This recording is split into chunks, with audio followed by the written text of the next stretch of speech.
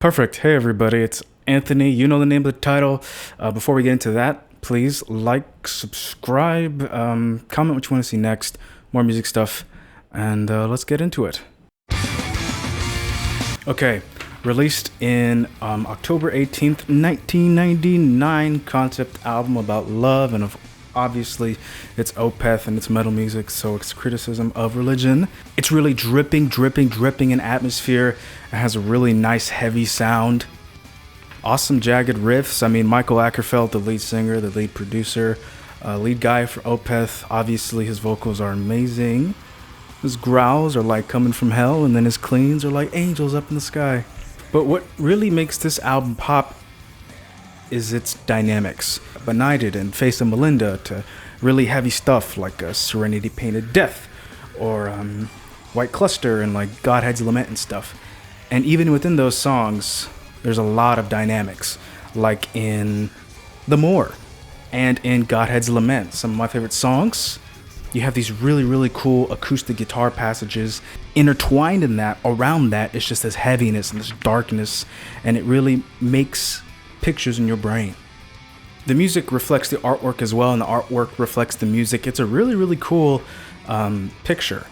The color scheme is really gnarly. I love this album cover. All of it is just really memorable. A lot of people would have put, let's say, Blackwater Park, but I think Still Life is better in my opinion, just because the metal elements are much more metal, and I personally like the production better in Still Life. Best songs: The More, Face of Melinda, Blinded, White Cluster, Serenity Painted Death, all of them are just fantastic. Check it out. When I first heard that opening, Crown of Horns, man, it's really breathtaking. I mean, just one word to describe this album is chaos. Released in 1996, you got Lord Worm, you got all these great musicians, a great performance. First of all, the production on this is insane. I've heard a lot of people say this. It's everybody playing, some people playing ahead, some people playing behind, so it sounds out of time, but at the same time it works so well. Some people are rushing, some people are dragging, but it adds to this heaviness. It is a very intense album.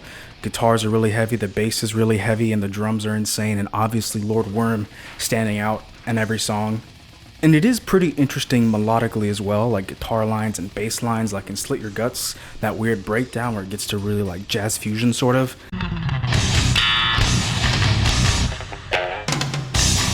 What works really well as well is it's kind of like Rain and Blood, where it's a very short album. Songs are 2-3 minutes, some shorter. The artwork is pretty sick too, very like it stands out. Everybody's raved on about it every day, so we can move on. You know, this one was kind of hard to sort of pick out. There's a lot of death albums that I really love. I was really split on either putting this here or Spiritual Healing, even Symbolic I was thinking about, but in the end I had to go with Human. Obviously, the production on this is pretty revolutionary.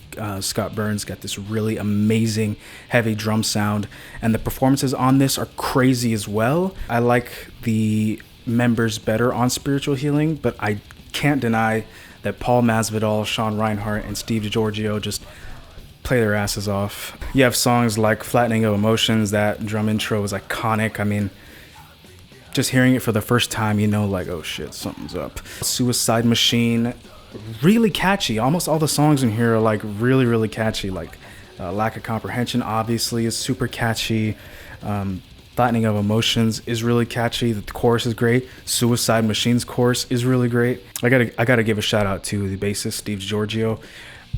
He was done dirty in the original mix of the album.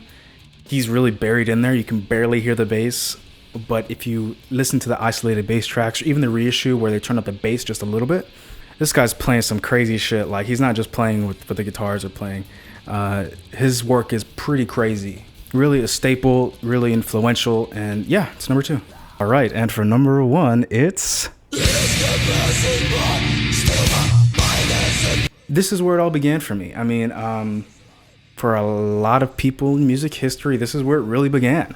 Seriously, just listening to the first riff on this, I knew that, like, okay, I get it. We got something good here. I'm gonna start off with the artwork. The artwork is actually pretty sick. I'm not gonna lie, even the reissue and the original, they both work pretty well, but I'd have to say I kind of like the green on the album cover a little more, and the Consuming Impulse one is just your standard death metal stuff, you know, the guts and stuff on the screen. But this other one, the original artwork, I kind of like a little better. Same thing with this thing too. I really have to give a shout out to the vocalist, Martin van Drunen. This guy is probably the best death metal singer ever. I mean, his growls and his screams are just so powerful, and the lyrics and the melodies too work really, really well. I mean, he shines. I mean, on Trauma, the beginning of Trauma, Process of Suffocation, the chorus on that, Out of Body as well. His like screams and stuff are really intense and really heavy, and really like, it sounds like they're coming from his soul, you know? It sounds like he's falling in hell and he's I really like the drum work too. Really popping, really, really strong, really, really on time. And I love the production technique on the guitar that they do. They actually add a phaser technique on top of the guitar, so the guitars get a wider sound and the bass pops out more, and the bass is sick too. In a different world, if death metal was popular, I feel like this would be like the thriller of the death metal world. I mean, every song here, top to bottom, is just fantastic. Even the instrumental, Proliferous Souls, is really beautiful. There's my list, kind of controversial, I understand. But that's me, and that's the end of the video. If you liked it, like, comment, subscribe, you know the rest. Bye-bye.